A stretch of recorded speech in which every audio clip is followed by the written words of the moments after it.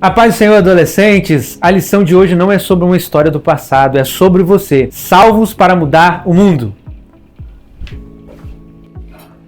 12 homens, sem redes sociais, sem digital influencer, sem fama e sem dinheiro, mesmo assim, mudaram o mundo inteiro. Agora, pensa comigo.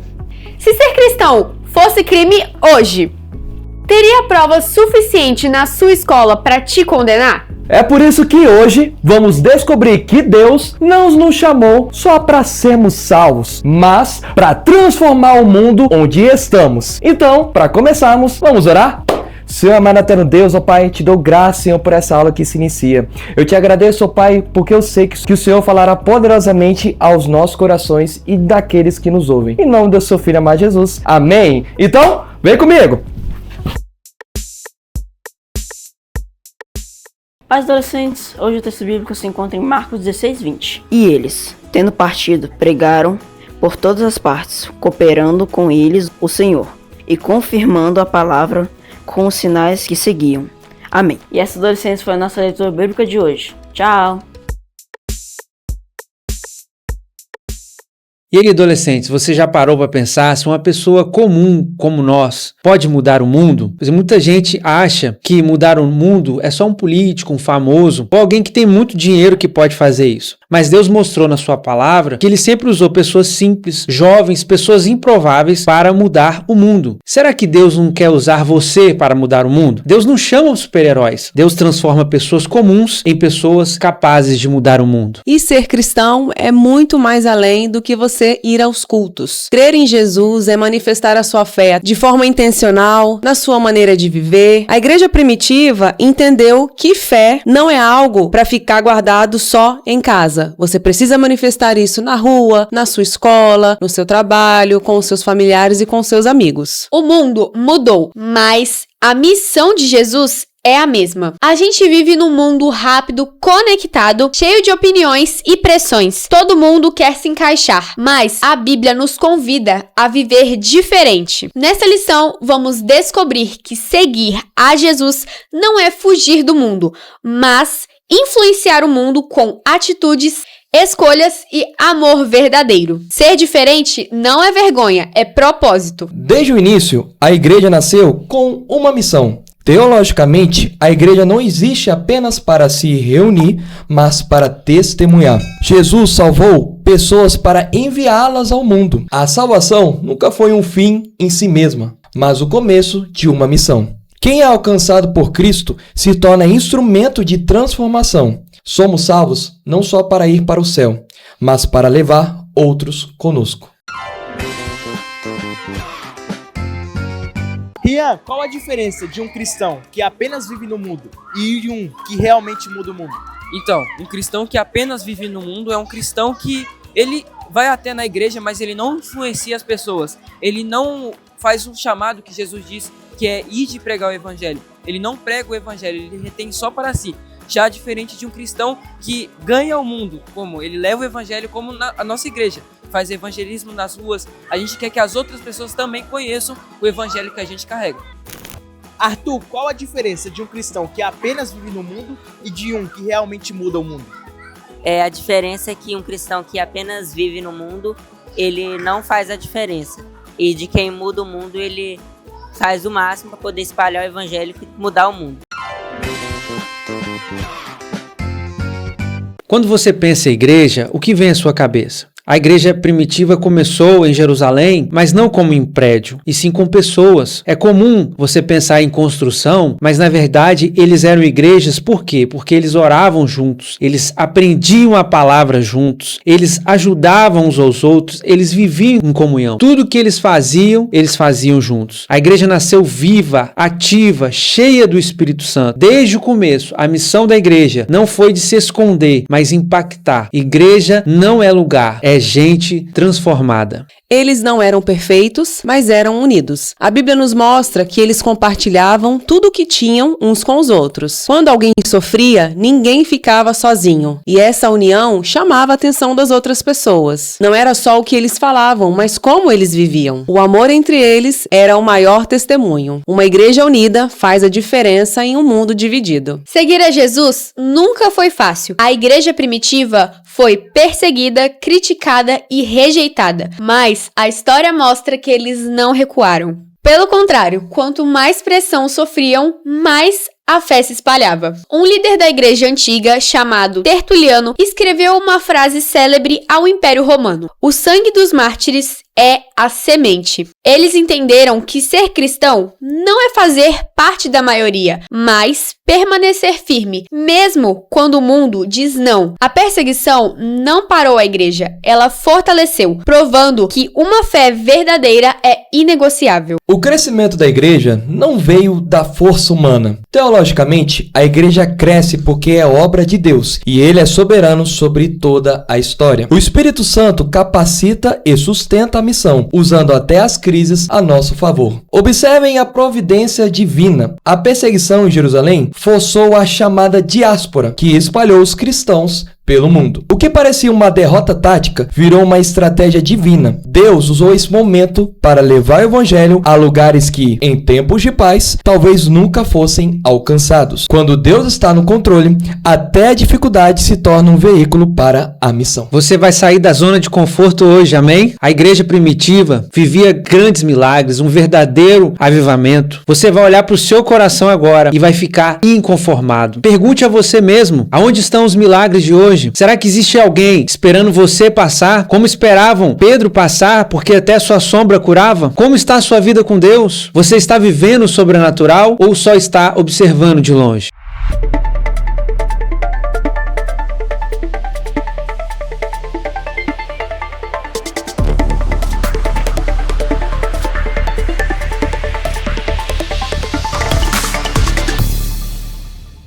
Adolescentes, vocês sabiam que eles usavam código secreto? Os primeiros cristãos viviam perseguidos. Ser cristão podia custar a própria vida, mas como eles se reconheciam sem chamar atenção? Eles usavam o símbolo do peixe. Quando dois estranhos se encontravam, um desenhava um arco no chão. Se o outro completasse o desenho formando um peixe, os dois sabiam, eram irmãos na fé. Não era só um desenho. Na língua da época, a palavra peixe formava uma sigla que significava Jesus Cristo, Filho de Deus, Salvador.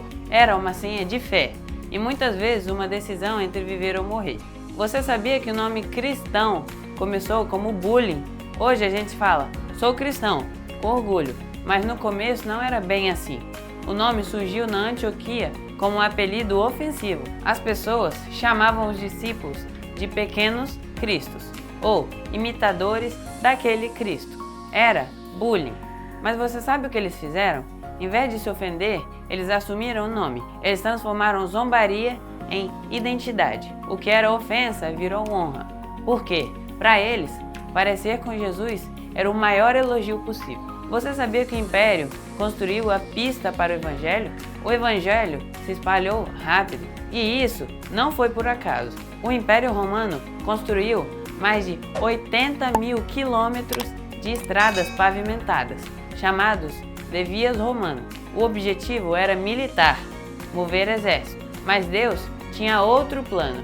Missionários como Paulo usavam essas mesmas estradas para levar a mensagem de Jesus a lugares distantes. O que era estratégia de guerra se tornou caminho para o Evangelho. Quando Deus está no controle, até os planos do inimigo cooperam para a missão. Você sabia que eles venceram uma pandemia? Por volta do ano 165 depois de Cristo, uma praga devastou Roma.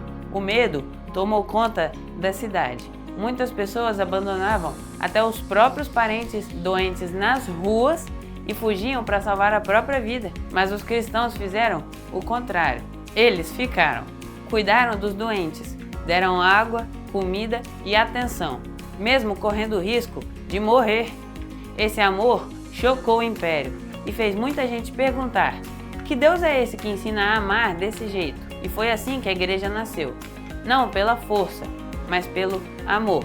Os primeiros cristãos usavam criatividade, transformaram bullying em identidade, aproveitaram as estradas do império e amaram quando ninguém mais amava. Eles mudaram o mundo com quase nada. Você hoje tem muito mais recursos. O que você vai fazer para marcar a sua geração?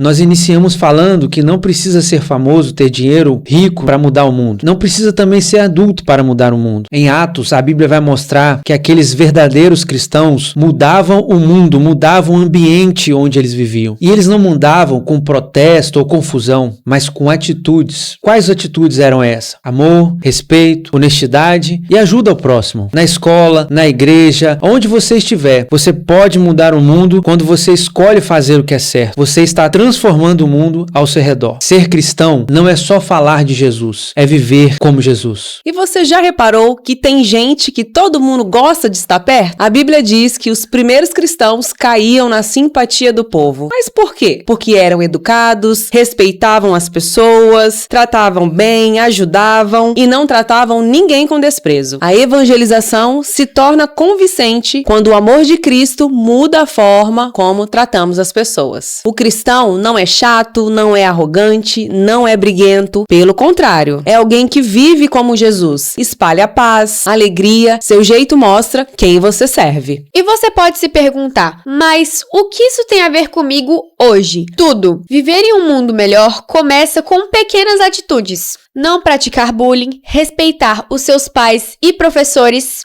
ajudar um colega que sofre e falar a verdade quando todos mentem. Há um registro histórico de um governador romano chamado Plínio, que relatou ao imperador que não encontrou crimes entre os cristãos. Apenas pessoas que prometiam não roubar e não trair. É esse tipo de conduta que nos diferencia. Quando você age assim, mostra Jesus sem dizer uma palavra. O evangelho é visto na integridade antes de ser ouvido no seu discurso. A teologia aqui é simples. O Espírito Santo transforma pessoas e pessoas transformadas mudam o mundo. Isso é o princípio da encarnação. A igreja deve ser o corpo visível de Cristo na sociedade. A igreja crescia porque os cristãos viviam aquilo que pregavam. Eles cuidavam dos necessitados e amavam de uma forma que o Império Romano desconhecia. Não era marketing, era testemunho real. Quando vivemos o evangelho de verdade, Deus usa a nossa vida como ferramenta para impactar a cultura. Lembre-se sempre, você não é o futuro da igreja, você é a igreja de agora.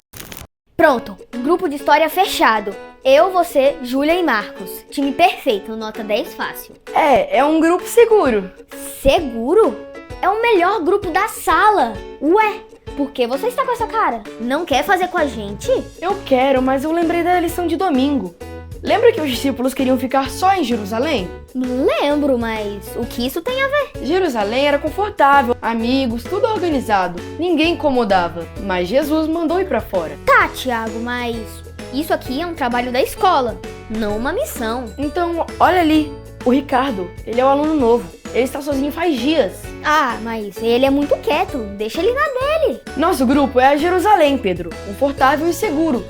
E o Ricardo, ele é a nossa Samaria, o lugar que ninguém quer ir. Você tá falando sério? Colocar ele no grupo? A gente nem conhece o cara, vai que atrapalha a nota. Mudar o mundo começa com uma pessoa disposta a assumir riscos para amar e servir além do esperado. Se a gente anda só com quem é amigo, qual vai ser a diferença? Os primeiros cristãos mudaram tudo, só porque eles amaram quem ninguém queria amar.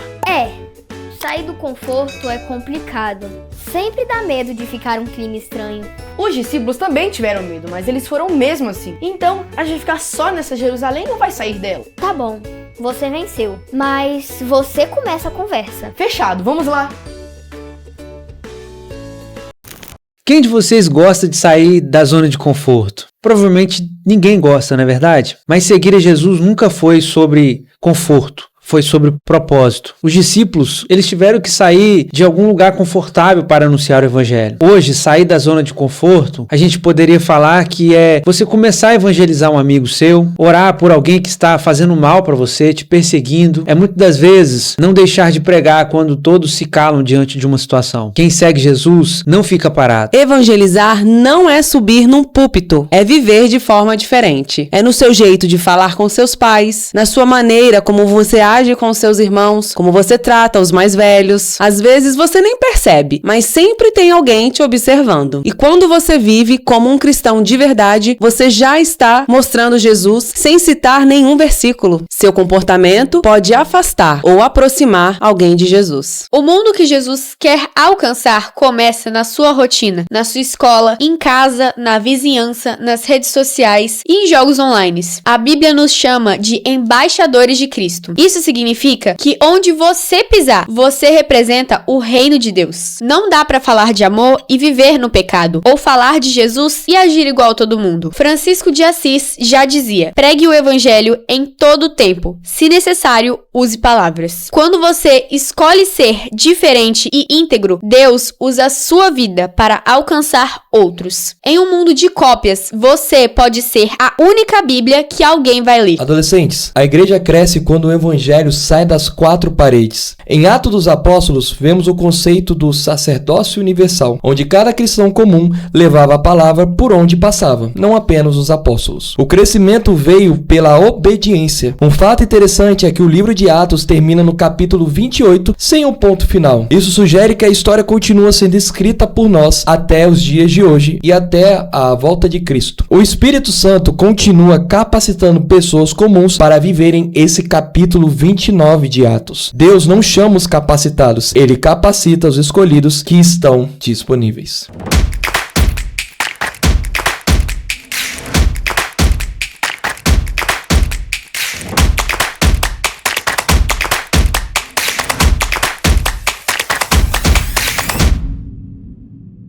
A paz do Senhor, adolescentes! Estamos aqui com o nosso pastor Jairo e hoje nós vamos fazer algumas perguntas para ele. Pastor, os primeiros cristãos não tinham internet, dinheiro nem influência política. E mesmo assim, viraram o mundo de cabeça para baixo. A gente hoje tem tecnologia, liberdade e acesso a tudo, mas às vezes não consegue nem influenciar a própria escola. O que eles tinham que parece que a nossa geração perdeu. Olá, adolescentes! Bem, Pedro, a questão básica é, primeiro, porque eles tinham um temor reverente. A igreja moderna perdeu esse temor e nós dizemos uma coisa e vivemos outra. O cristianismo hoje é um cristianismo muito empurrado. As pessoas não amam a Deus com a força da sua alma e elas não estão dispostas a fazer grandes sacrifícios em prol do reino de Deus. Segundo, eles usaram o poder do Espírito Santo de forma plena. Eram pessoas que tinham dons espirituais, operavam sinais e pregavam o evangelho no poder do Espírito Santo. Esse poder virou o mundo de cabeça para baixo. Pastor, a Bíblia mostra que os cristãos estavam bem em Jerusalém, unidos, seguros e em comunhão. Por que Deus insistiu em tirá-los desse lugar confortável e mandá-los para lugares difíceis e até perigosos? Isso quer dizer que Deus é contra o conforto e a segurança? De forma alguma. A questão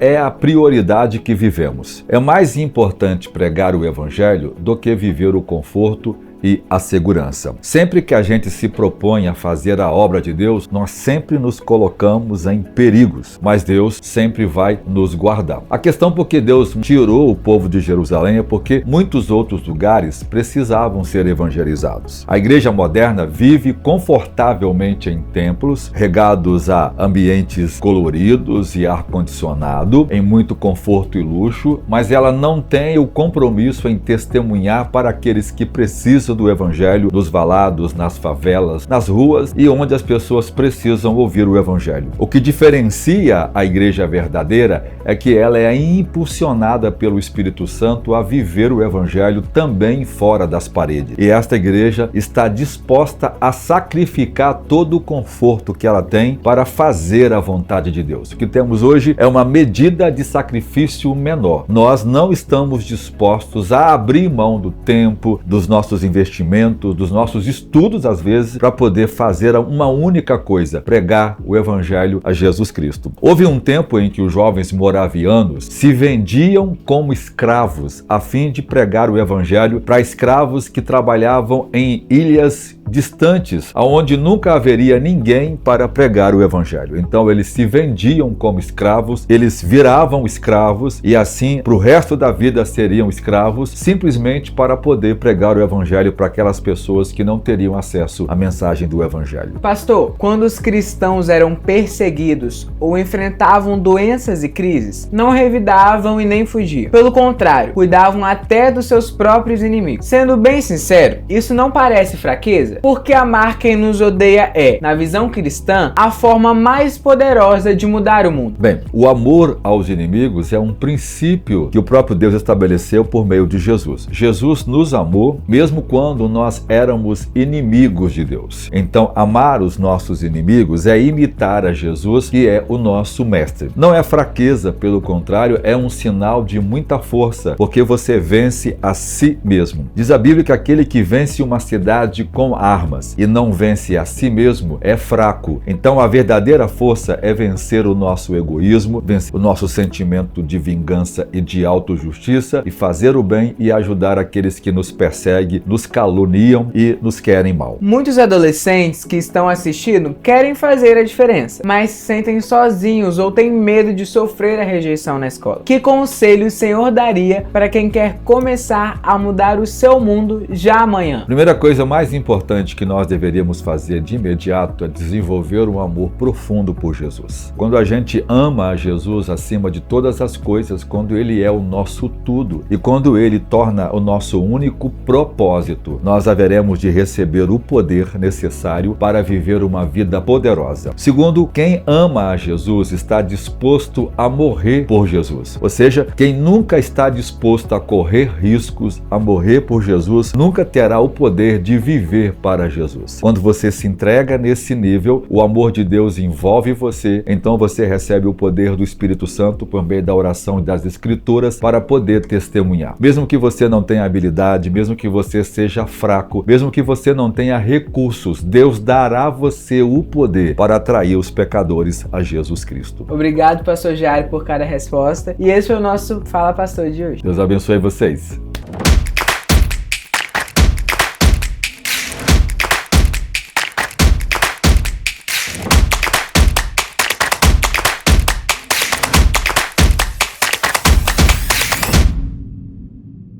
Bem, adolescentes, depois de tudo que nós estudamos aqui hoje, espero que vocês tenham aprendido uma coisa. Deus não nos salvou para a gente simplesmente frequentar a igreja, mas para viver uma missão. A igreja primitiva viveu um grande avivamento, transformou o mundo, porque entendeu que o evangelho não é uma teoria. A fé não é a teoria, é prática. E se você vive o evangelho não foi feito para ficar guardado. Ele precisa ser vivido todos os dias. Se você foi alcançado por Jesus, você não pode viver do mesmo jeito. Agora, a pergunta que não quer calar é: o que você vai fazer com isso? Praticar o evangelho, adolescente, começa com atitudes simples: amar, ajudar, respeitar, perdoar. Não espere o momento perfeito. Comece aonde você está e com quem você está. Pequenas atitudes feitas com amor geram grandes transformações. Deus usa o que você tem e do jeito que você é. Você pode ser a resposta que alguém está esperando. Talvez Deus queira usar você para alcançar alguém que está sozinho, ferido ou sem esperança. Às vezes, um gesto, uma palavra ou uma atitude muda tudo. Pense nisto. Se você não viver o evangelho, quem vai viver? O mundo muda quando alguém decide não ser igual a todo mundo. Adolescentes, a missão continua até os dias de hoje. Teologicamente, a igreja só existe enquanto cumpre sua missão. Jesus continua salvando para enviar. O Espírito Santo continua capacitando pessoas comuns para impactar o mundo. A pergunta final não é se Deus quer te usar, mas se você está disposto a dizer: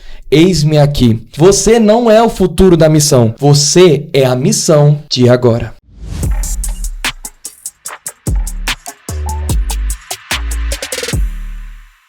E agora chegou o nosso momento tão especial, o momento de honrar a Deus com as nossas finanças. E eu quero te convidar a não fazer isso com pesar, mas com coração alegre, reconhecendo todas as benesses que Deus tem nos feito. Abaixo temos a nossa conta bancária e o nosso Pix.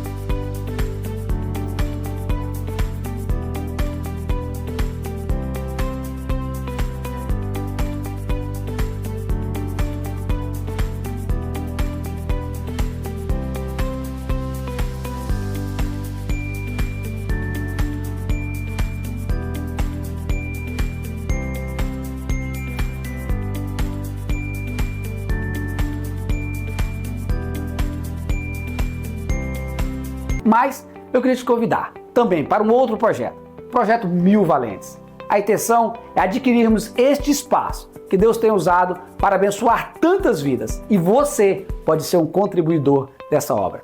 Provérbios 3:9 diz: honra a Deus com a sua renda e com as suas primícias, e serão fartos os teus celeiros. A promessa de Deus. Então, com esse ato de fé, oferte na casa de Deus e seja abençoado em nome de Jesus.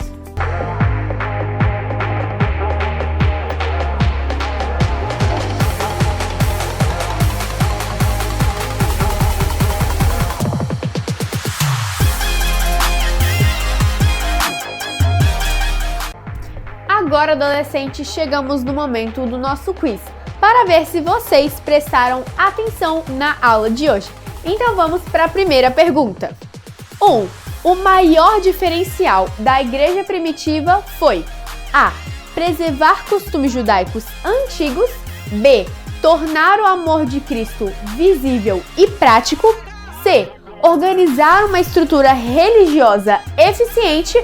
Ou D. Construir influência política. Tempo na tela.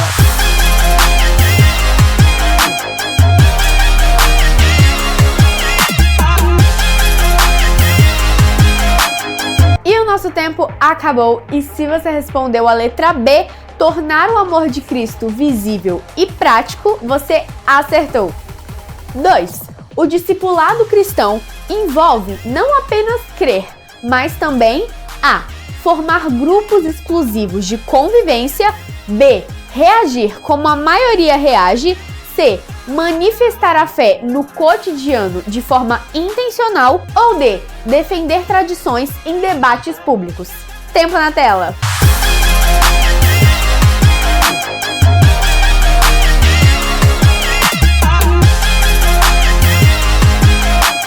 E o nosso tempo acabou. E se você respondeu a letra C, manifestar a fé no cotidiano de forma intencional, você acertou. 3. Sair da zona de conforto na missão significa A. Assumir riscos para amar e servir além do esperado. B. Buscar reconhecimento da comunidade. C. Repetir padrões sociais já estabelecidos. Ou D. Romper vínculos e responsabilidades. Tempo na tela.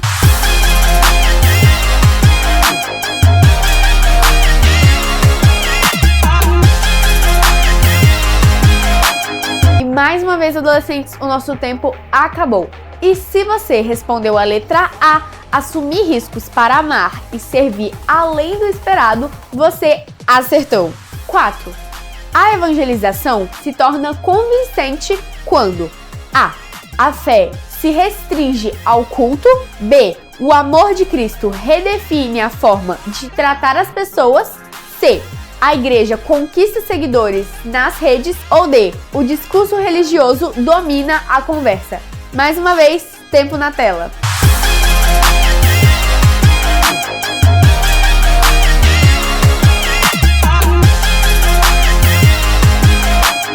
Mais uma vez, adolescentes, o nosso tempo acabou. E se você respondeu a letra A fé se restringe ao culto, você errou, porque a letra B, o amor de Cristo redefine a forma de tratar as pessoas. 5. A expansão da missão no mundo depende A. Da ação do Espírito Santo conduzindo o testemunho. B. Do mérito individual dos discípulos. C. da força política para defender os valores cristãos? Ou D, da influência cultural da igreja na sociedade? E pela última vez, tempo na tela.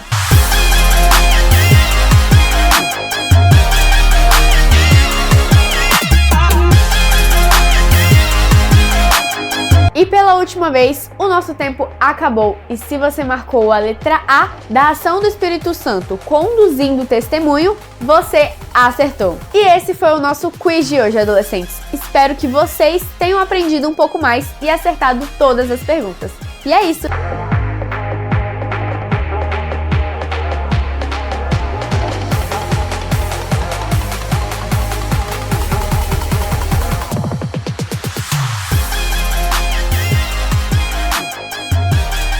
Então, adolescentes, para encerrar nossa aula, vamos orar. Senhor Deus, muito obrigado por essa oportunidade que estivemos aqui para aprender um pouco mais a Tua palavra. Que o Senhor possa nos tirar da zona de conforto, que o Senhor possa nos colocar, Deus, debaixo da Tua missão, que o Senhor possa preparar cada adolescente, todos aqueles que ouvirem e participarem dessa aula, que o Senhor possa usar a cada um de nós, enche com o Espírito, enche com a unção, para que eles possam começar, meu Deus, a fazer alguma coisa em sua volta, como nós aprendemos em Jerusalém, até os confins da terra. Que possa ser uma geração forte de adolescentes que vai impactar e transformar esse mundo. Assim nós oramos, em nome de Jesus. Amém. Tchau. Deus abençoe. Pois corta isso, tá, gente? Corta isso, tá, gente? Quando você pensa em igreja, o que vem à sua cabeça? É difícil, é difícil. Adolescentes. Mas ainda é adolescente mesmo. Pelo contrário, quanto mais pressão sofria, mais... E você já reparou que tem gente que todo mundo gosta de estar perto? Eis aqui na minha frente um exemplo.